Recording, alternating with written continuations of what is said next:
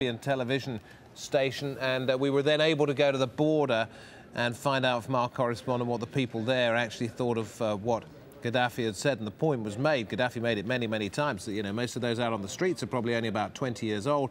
Many of them he believed to be high on drugs, but the person that Jamal was talking to there said, listen, you know, I'm nowhere near 20, I'm somewhere in my 20s, and I'm married and I have children, and I'm out there protesting. Well, Gaddafi spoke to the people probably for about 30, 35 minutes, and here's a little bit of a selection of the highlights, if you can call it that, of what he said. Yep, those protesting had been given drugs by the enemy. He blamed the al-Qaeda leader Osama bin Laden for manipulating Libyans to rise up against the regime.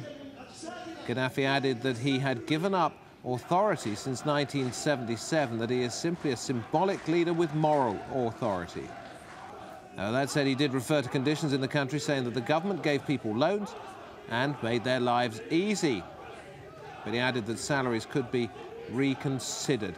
He also, considering the number of deaths that have been reported during the course of the last week or so, by some estimations more than 1,000, he made reference only to 4 people who've lost their lives, members of the security forces, and said he was sending his condolences to their families.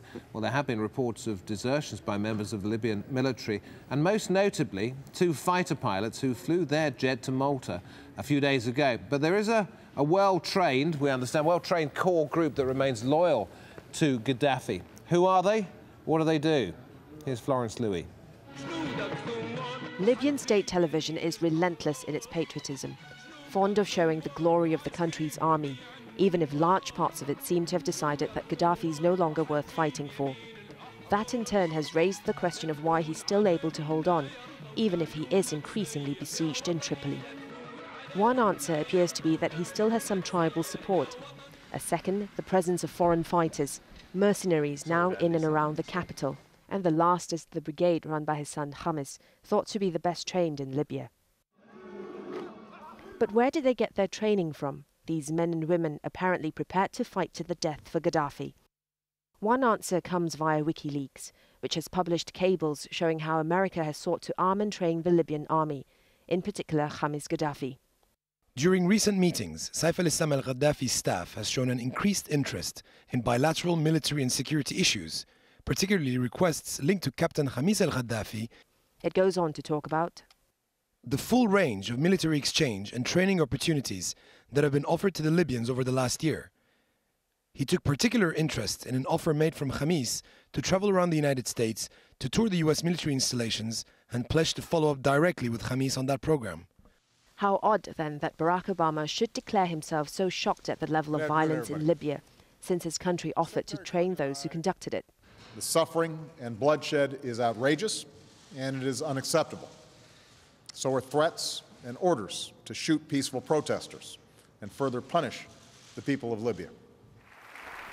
The British government has said it's equally shocked by all the violence, despite years of weapons deals with Libya. Do I think that we should send a very clear warning to Colonel Gaddafi and to the Libyan armed forces that what they're doing is wrong and against the law? Yes, I think that we should. Yet a leading British newspaper also found this out a couple of years ago. The elite SAS had been training sections of the Libyan army. The question raised is whether this was a trade-off, along with oil deals for the release of Abdel Basit al-Megrahi, the so-called Lockerbie bomber. If it's easy to see hypocrisy in the position of Western countries, it's also worth bearing in mind that Gaddafi himself continues to rail against American and British imperialism in his country, while happily accepting military support to keep himself in power. The upshot now, according to reports from Tripoli, is that all the soldiers at Gaddafi's disposal are guarding him in the streets around his compound. No wonder there's talk of a civil war. Florence Louis, AlJazeera. Well, it was fascinating.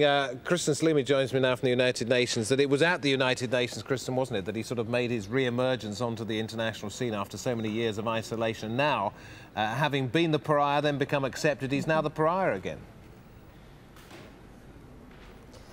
Absolutely, and there's a lot of talk from countries around the globe, including the United States and the United Kingdom, about turning to the United Nations once again to take action and try to rein in Muammar Gaddafi and the problems that we're seeing in Libya right now. But diplomats here are telling me that any further action is actually not imminent at this point. It's going to take a while, if it happens at all, for any further action here at the United Nations. There was a statement issued by the Security Council on Tuesday condemning the violence. But right now, countries are really just considering their options, and no formal discussions about further action have actually begun. We do know that Hillary Clinton, the United States Secretary of State, is due to travel to Geneva on Monday, where there will be an emergency meeting of the UN Human Rights Council. While there, she'll talk to other foreign ministers about possible ways forward. And we're hearing some ideas being floated. The French have called for an international investigation under UN auspices of the attacks on protesters.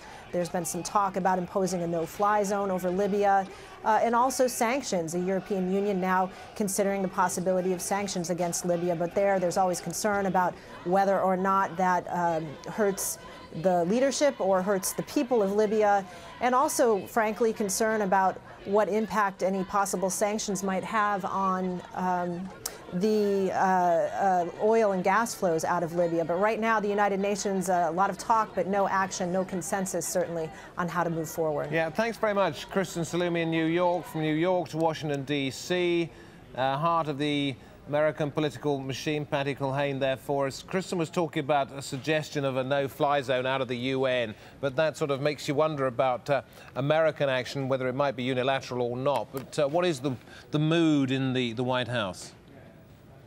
Well, a cautious one, I think, is fair to say. It took days for President Barack Obama to put his voice to the concerns. Now, behind the scenes, they were saying, the administration was saying they didn't want to push too hard on Gaddafi or the Libyan government for fear that the Americans still in Libya would be held hostage. Now, the Americans are still there. They do have a ferry boat that can carry about 600 people. It's at the pier. Apparently bad weather is still keeping them there.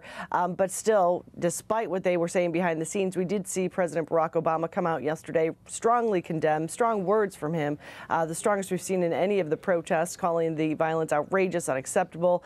And one of the interesting things I thought was that he said, and the violence must stop. Now, quick thought, seen Patty, from this administration, are they getting all the Americans out that they want to get out? Not yet. No, they haven't been able to get anyone out. They're all stuck on the ferry, apparently because of weather. I think they feel like they're a little bit more secure there. Remember, they have their diplomats there, the non-essential personnel and their family members, plus the Americans who are living in Libya. So they haven't been able to get them out. But we do have a new warning from the State Department I'd like to pass along, if I could.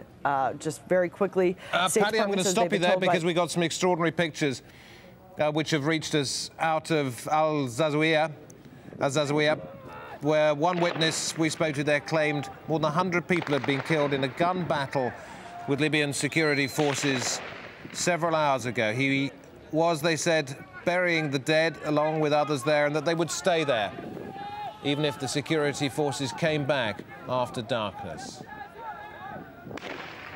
Well, as we leave you with these pictures, just remind you we'll be updating the news at the